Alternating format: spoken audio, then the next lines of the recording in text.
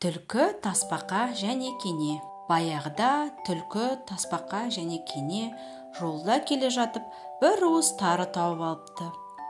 Үшеуі ойлана келе, мұны жерге сеуіп өсірейік.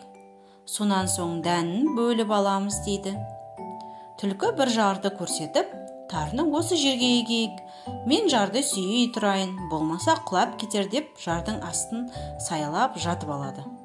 Тасбақа жерді тырмалап, кене тарыны сеуіп әлекке түседі. Сөйтіп екеуі көп бейнет шегіп, тарыны өсіреді. Піскен соң оны орады. Онысы бір аяқ тары болады. Біреуі түлкіні шақырып келеді. Ол, бұл тарыны үшке бөлсек, әрқайсымызға тиетін үлес аз болып қалады. Сондықтан жарысайық, кім осса түгелімен сол алсын дейді. Сондан үшеуі бір жерге келіп, қатарласа тұрады. Ал кеттік деп жөней бергенде, кене түлкінің башпайына жабысып, бірге кетеді. Түлкі өліп өшіп, межелі жерге жеттім-ау деп отырғалы жатқанда, «Хей, мені басып кетесің бе?» дейді кене түлкі. «Сен қашан келдің?» деп таңданады.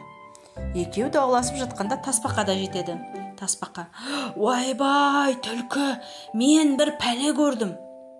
Сендер кеткен соң атқа мінген екі адам келіп түлкіні тауып бер деп лаң салды.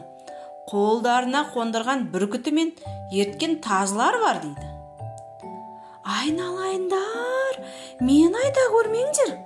Мына тарыны өздерің бөліп алыңдар. Мен сендерге ризамын. Олар келсе, қайда кеткеніңді білмейміз деңдер» деп түлкі қаша жөнеліпті. Соңы. Балаларға арналған қазақша контентті қолдай кетіңіз.